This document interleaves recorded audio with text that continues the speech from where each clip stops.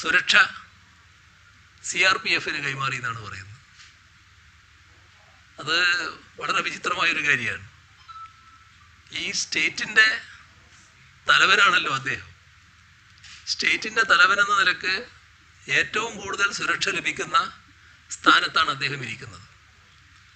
ആ സുരക്ഷ വേണ്ട എന്നാണ് പറഞ്ഞത്. ഇപ്പം ഏത് സുരക്ഷയിലേക്കാണ് അദ്ദേഹം പോകുന്നത്? നമ്മുടെ കേരളത്തിൽ ഇപ്പം തന്നെ ചിലർക്ക് കേന്ദ്ര സുരക്ഷയുണ്ട്.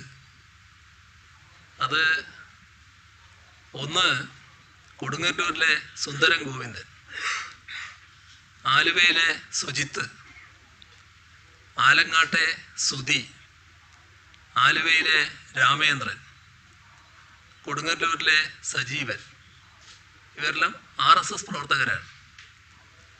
ആ പട്ടികയിൽ ആരിഫ് മുഹമ്മദ് ഖാനും പെട്ടിരിക്കുന്നു.